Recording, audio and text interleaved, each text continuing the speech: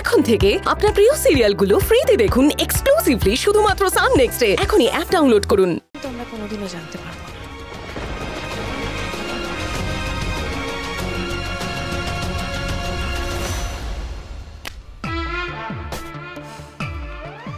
Please ঠাকুর, যেন head পড়ে, তাহলে বুঝবো ঈশা আমাকে এখনো ভালোবাসে।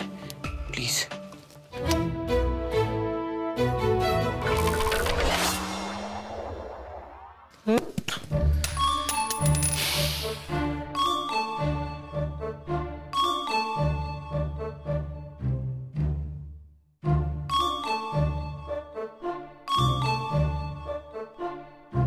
টস করছিলিস? কি দেখলি টস করে?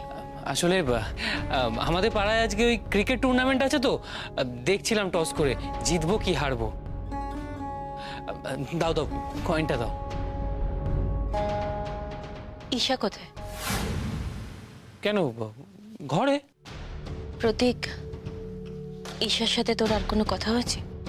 না, আসলে ও খুব টায়ার্ড, তো তাই বোধহয় রেস্ট নিচ্ছে। ঈশা ঘুম থেকে উঠলে একবার আমার ঘরে আসতে বলিস তো, ওর সঙ্গে আমার কিছু কথা আছে। ঠিক আছে। আমারও আপনার সাথে কিছু কথা আছে মা। আমি আপনাকে কথা দিচ্ছি, এই পরিবারের বিরুদ্ধে যত বড় ষড়যন্ত্রই হোক না কেন, এই পরিবারের কোনো ক্ষতি আমি হতে দেব না। আসল রহস্যটা আমি বের করবই।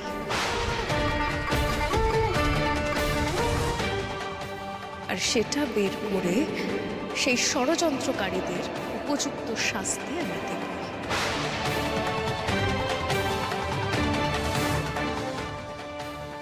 আপনারা শুধু আমায় একটা সুযোগ দিন। বেশ, তুমি যখন বলছো তখন তাই হবে। তবে একটা কথা তোমায় বলি জাগৃতি, তোমার লড়াইটা কিন্তু এখন অনেক বড়। পদে পদে তোমাকে বিপদে পড়তে হবে। তাই যাই করো, নিজেকে বাঁচিয়ে করবে। বাড়ি ঘর টাকা পয়সা সবার থেকে তুমি এই রায়চৌধুরী পরিবারের অনেক বড় সম্পত্তি, অনেক দামি সম্পত্তি। কোনো কিছুর বিনিময়ে তোমাকে আমরা হারাতে চাই না জাগৃতি। দাদু, আপনার আশীর্বাদ যদি আমার সঙ্গে থাকে তাহলে আমি কোনোদিনও হারিয়ে যাব না। উল্টে সব শত্রুদের হারিয়ে আমি এই পরিবারের সম্মান রক্ষা করব।